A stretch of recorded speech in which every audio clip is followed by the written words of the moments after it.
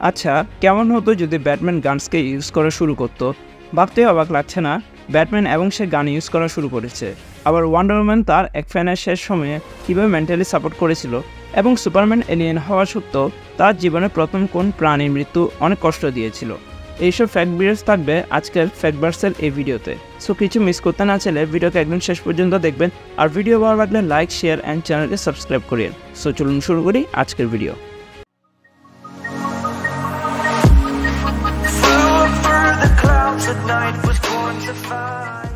আচ্ছা, ব্যাটম্যান যদি গান ইউজ করা শুরু করে তাহলে কেমন হবে? সো আমাদের স্টোরি শুরু হয় যেখান থেকে ব্যাটম্যানের স্টোরি শুরু হয়, অর্থাৎ তার মা বাবার ডেথ প্লেস থেকে। কিন্তু এবার খুনি ভুলে তার গানকে নিচে ফেলে দেয়, আর ছোট্ট ব্রুস গানটাকে তুলে নেয় এবং কোনো কিছু চিন্তা না করে গুলি করে বসে। আর এরপর থেকে সে হয়ে ওঠে রক্তপিপাসী। সে গোথাম সিটিতে জোকার, রিডলার সহ কোনো ভিলেন্সের অস্তিত্ব রাখেন।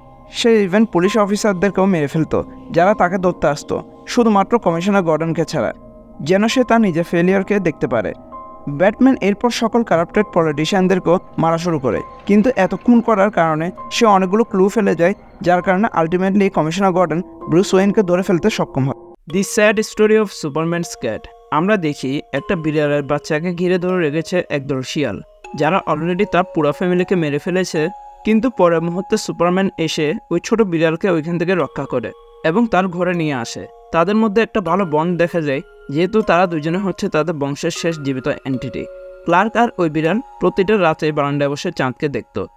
ক্লার্ক ভেবেছিল তাদের এই সময় ইটারনাল হয়ে সারা জীবন থাকবে, কিন্তু ওই বিড়ালের শেষ সময় চলে এসেছে এবং ওই বিড়াল ক্লার্কের কোলে শেষ নিঃশ্বাস ত্যাগ করে। ক্লার্ক তার এই বিড়ালকে ওইখানে রেখে আসে যেখান থেকে সে সবসময় তাকে দেখতে পারবে। আর এটাই ছিল প্রথম কোনো লিভিং বিং যার মৃত্যু ক্লার্কের কাছে এতটা ম্যাটার করত। ওয়ান্ডার ওম্যান তার সবচেয়ে বড় ফ্যানের ইচ্ছাকে পূরণ করেছে।